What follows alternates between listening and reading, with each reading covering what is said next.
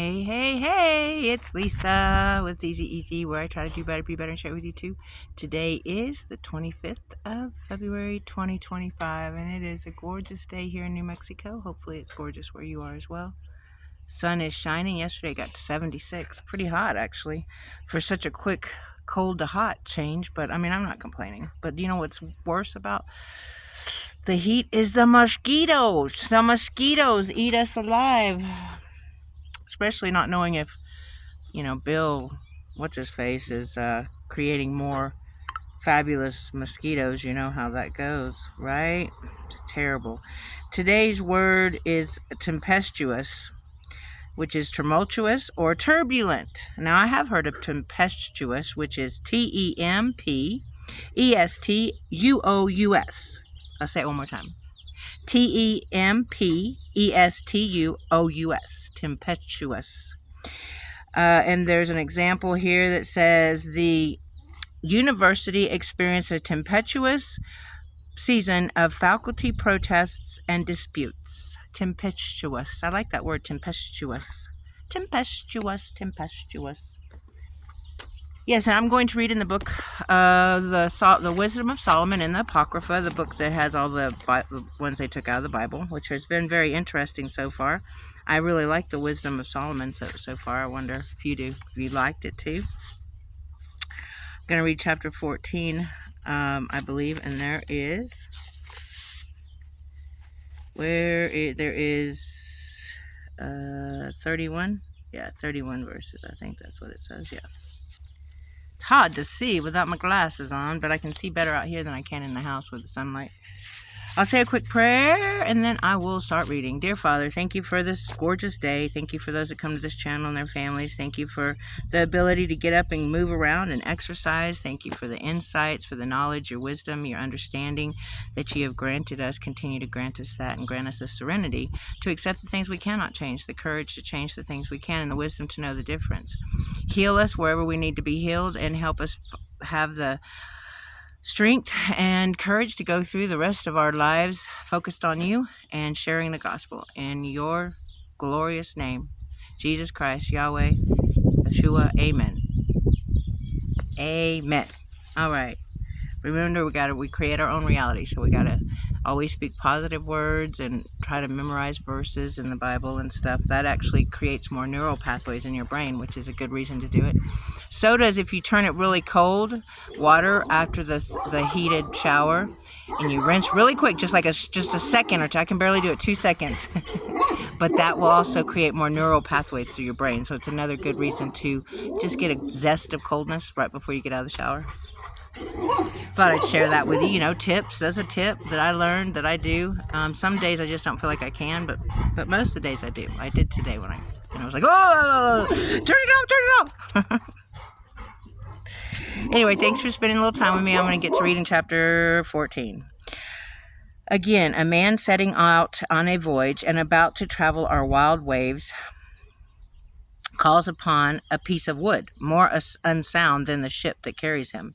For it was designed through the desire for gain, and wisdom was the craftsman that built it. And your providence, Father, pilots it. For you give a way even in the sea, and a safe path through the waves, showing that you can save from anything, so that even without skill a man may go to sea. But it is your will that the works of your wisdom should not be idle. Therefore men trust their lives to even the smallest plank, and cross the flood on a raft and get safely over. For in the beginning, when the haughty giants perished, the hope of the world took refuge on a raft, and steered by your hand left to the world a generating germ. For blessed is wood through which uprightness comes, but what is made with hands is accursed, along with the man who made it, because he shaped it, and what was perishable was called a god. For the ungodly man and his ungodliness are equally hateful to God, for what is done must be punished with the man who did it. Therefore there will be an examination of the idols of the heathen, For although part of God's creation, they became an abomination, and snares to the souls of men, and a trap for the feet of the foolish. For the devising of idols is the beginning of fornication, and the invention of them is the corruption of life. For they did not exist from the beginning, and they will not last forever. For through the vanity of men they came into the world, and therefore a speedy end for them was designed.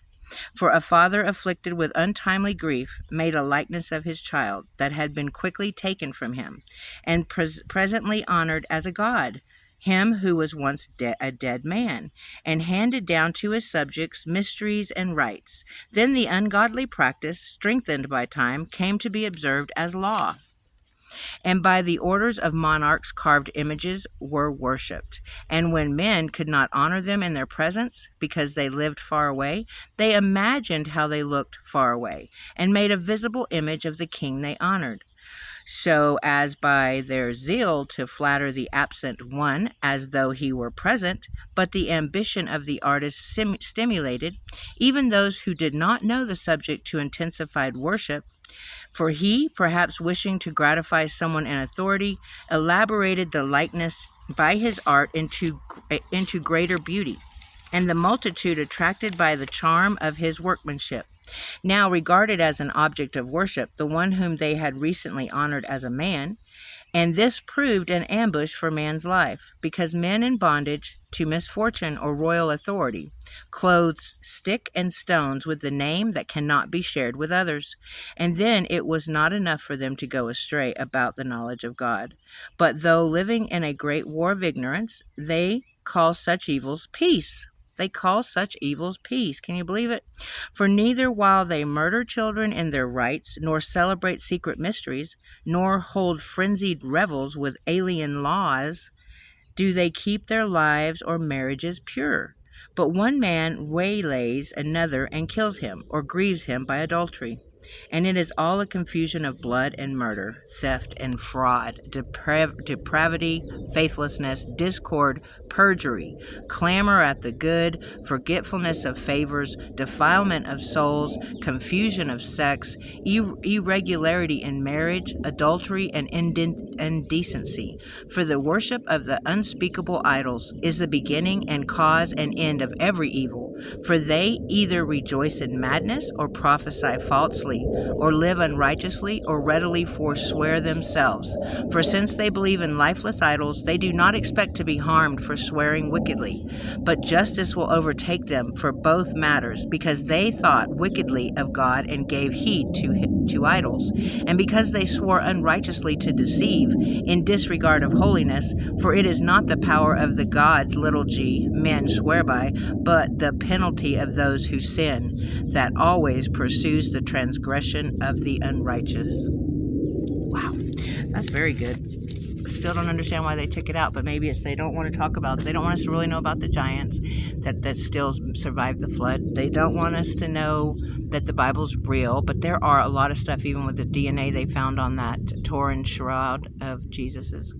They have the DNA, and it was amazing. It's another just instant raise of your belief and fire over it, because they discovered that the blood is different than any other blood. It is an AB, which there's just 3%, I guess, of people in the world that has AB as far as their blood.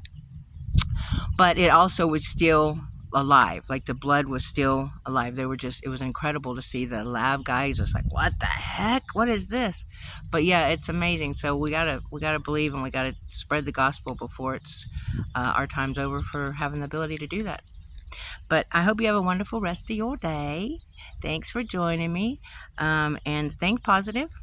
Be a blessing to others. And I shall see you tomorrow. Unless you're going to go to see the workout that I'm going to do and the fossil finding female. Until tomorrow, God bless and goodbye. Please like, subscribe, and leave a comment if you'd like to. Okay.